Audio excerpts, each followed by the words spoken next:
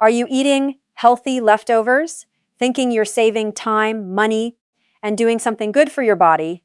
But what if some of those reheated foods are quietly increasing your risk of inflammation, cellular damage, and even cancer? Here's what's really going on inside your body. When food is cooked, cooled, and then reheated, its chemical structure can change. Proteins can denature further. Fats can oxidize. Certain compounds can break down into toxic byproducts. And over time, repeated heating, especially at high temperatures, can create compounds that stress your cells, damage your DNA, and overload your liver. Now, your body is incredibly resilient. Your liver detoxifies, your cells repair, your immune system protects you. But when you repeatedly expose your body to these damaged food compounds, especially in a modern lifestyle, already full of stress, poor sleep, and processed foods, you start stacking the odds against your own biology. And this isn't about fear. This is about awareness. Because most people are not getting sick from one bad meal, they're getting sick from repeated small exposures that slowly overwhelm their metabolic systems. In today's video, we're going to break this down simply and clearly, like we're standing at a whiteboard together.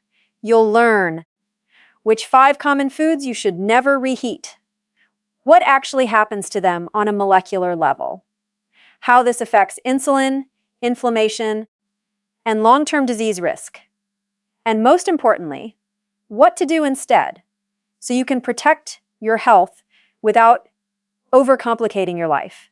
Because the goal here isn't perfection, it's smarter decisions that work with your body, not against it. Let's start with one of the most commonly reheated foods on the planet, chicken. It's lean, it's high in protein, it's considered healthy, and yet, when reheated improperly, it can become metabolically stressful for your body. Here's what's really going on inside your body. Chicken is rich in protein, specifically amino acids that are sensitive to heat. When you cook chicken the first time, those proteins denature, which is normal and helps digestion. But when you reheat it again, especially at high temperatures like microwaving or frying, those proteins undergo further structural changes. Now let me explain this with a simple analogy. Think of protein like a neatly folded piece of paper. Cooking unfolds it so your body can access it. But reheating it again and again, that's like crumpling that paper into a tight ball. Now it's distorted, harder to read, and creates metabolic waste when your body tries to process it. What the research shows is that reheated protein-rich foods can increase the formation of oxidized protein compounds and advanced glycation end products, AGs. These compounds are strongly linked to inflammation, oxidative stress, and accelerated aging. And here's where it becomes important metabolically. These damaged protein structures can increase inflammatory signaling, stress your liver detox pathways, interfere with normal insulin signaling over time. This contributes to a low-grade inflammatory state, the kind that quietly drives fat gain, fatigue, and chronic disease risk. Now, does this mean reheated chicken is instantly dangerous? No, but repeated exposure, day after day, week after week, especially in a lifestyle already high in stress and processed foods, that's where the risk accumulates. So what should you do instead? Here are simple, practical solutions. Avoid high heat reheating, skip frying or over microwaving, reheat gently. Use low heat, add moisture like broth or water to reduce further protein damage. Eat freshly cooked when possible, especially for protein-heavy meals. Don't reheat more than once. This is key. Support your body. Include antioxidants like vitamin C, E, and polyphenols to help counter oxidative stress. And here's a powerful strategy most people overlook. Tilt cook smaller portions more frequently instead of batch cooking large amounts of protein for multiple reheats. This simple shift alone can reduce a significant amount of oxidative load on your body. If this is helpful so far, consider subscribing, because most people are never taught how everyday habits like this quietly impact their long-term health. Next, we're going to talk about a food that seems completely harmless, even healthy. But when reheated, it can create compounds directly linked to oxidative damage. And almost everyone is doing this wrong. Now let's talk about a food that almost everyone reheats without a second thought. Rice. It seems harmless, right? Cheap, filling, easy to store, easy to reheat. But here's what's really going on inside your body. Rice, especially white rice, is primarily made of starch. When you cook it, the heat gelatinizes that starch, making it easy to digest and rapidly absorb, which already has an impact on insulin spikes. But the real issue begins after cooking, when rice is cooled and then reheated. Let me explain this with a simple analogy. Imagine starch like a soft sponge when freshly cooked. Your body can easily break it down. But when that rice cools, some of that starch reorganizes into a firmer structure called resistant starch. Now, in small amounts, this can actually be beneficial for gut health. But here's the problem. When rice is improperly stored and then reheated, it becomes a perfect environment for a specific bacterium called Bacillus cereus. This bacterium can produce heat-resistant toxins. And this is critical. Reheating rice does not reliably destroy these toxins. So now you're not just eating carbs, you may be exposing your body to toxic compounds that directly irritate your gut and stress your immune system. What the research shows is that these toxins can lead to digestive distress, bloating, nausea, diarrhea, increased gut inflammation. In severe or repeated exposure cases, systemic stress on the body. Now let's zoom out metabolically. When your gut is inflamed, it affects everything. Your insulin sensitivity drops, your nutrient absorption decreases, your immune system becomes overactive, and over time, this creates a cascade of dysfunction, not just in digestion, but in energy, fat storage, and even brain function. So what should you do instead? Here are simple, protective strategies. Cool rice quickly after cooking. Don't leave it sitting at room temperature. Store it in the fridge within 1 hour. Consume within 24 hours. This is key. Reheat only once, and heat thoroughly. Avoid reheating rice that has been sitting out, even if it looks fine. And here's an even smarter metabolic strategy. If you're working on fat loss or insulin control, consider reducing or replace refined rice with lower glycemic options like vegetables or whole food carbs. Because remember, it's not just about calories. It's about how your body responds hormonally and metabolically to what you eat. Next, we're going to look at a leafy green vegetable that's considered one of the healthiest foods on the planet. But when reheated, it can undergo a chemical transformation that may increase cancer-related compounds in the body. And most people have no idea this is happening. Now let's talk about one of the healthiest foods people proudly eat every day. Spinach loaded with nutrients. Rich in iron, magnesium, folate, a staple in any clean diet. But here's what's really going on inside your body when you reheat it. Spinach is naturally high in compounds called nitrates. On their own, nitrates are not harmful. In fact, in fresh vegetables, they can support blood flow and cardiovascular health. But the issue begins with reheating. Let me explain this with a simple analogy. Think of nitrates like a neutral building block.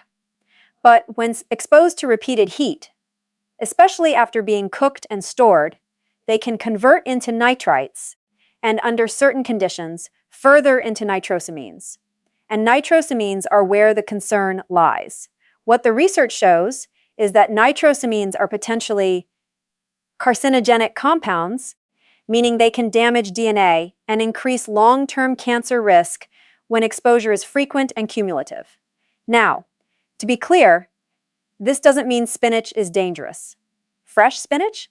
Extremely beneficial. Lightly cooked and eaten right away? Still excellent. But reheated spinach, especially multiple times or at high heat, increases the likelihood of this chemical conversion. Now let's zoom out and connect this to your metabolism. When your body is exposed to compounds like nitrosamines, your liver has to work harder to detoxify them. Your oxidative stress levels increase. Your cellular repair systems get taxed over time. This contributes to the same root issues we keep coming back to. From chronic inflammation, hormonal imbalance, increased disease risk. And here's the deeper truth. It's not just about one food. It's about repeated exposure to small stressors that your body has to constantly fight. So what should you do instead? Here are simple, practical strategies. Eat spinach fresh or freshly cooked whenever possible. Avoid reheating cooked spinach, especially in the microwave. If you must store it, consume it cold, like in salads or smoothies. Pair it with antioxidants, like lemon juice, vitamin C, to help reduce nitrosamine formation. And here's a powerful upgrade. Rotate your greens. Don't rely on one vegetable daily. Mix in arugula, lettuce, herbs, reduce repetitive exposure patterns.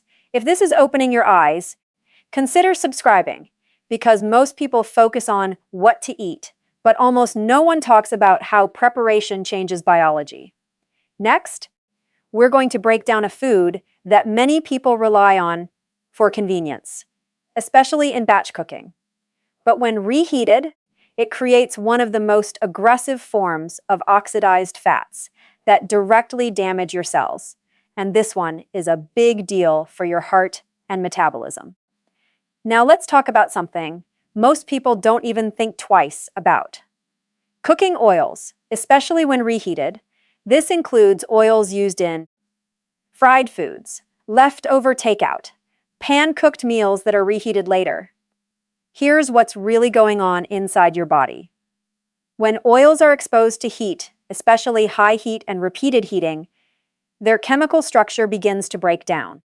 This is particularly true for oils rich in polyunsaturated fats like soybean oil, sunflower oil, and corn oil. Let me explain this with a simple analogy. Think of these oils like fragile glass. The first time you heat them, they hold together, but each time you reheat them, tiny cracks form. Eventually, they shatter, and what's left are unstable, reactive compounds. These compounds are called oxidized lipids and lipid peroxides, and this is where the real damage begins. What the research shows is that oxidized fats can damage your cell membranes, increase oxidative stress, trigger chronic inflammation, contribute to atherosclerosis, plaque buildup in arteries. Now let's zoom out metabolically. Your cells rely on healthy fats to maintain flexible, functional membranes. But when oxidized fats are incorporated into those membranes, it's like building your house with damaged materials. Over time, this leads to poor insulin signaling, increased fat storage, reduced energy production at the cellular level. And here's the key point most people miss. Fur. It's not just about the oil you use, it's about how many times it's been heated. This is why reheated fried foods are one of the worst offenders.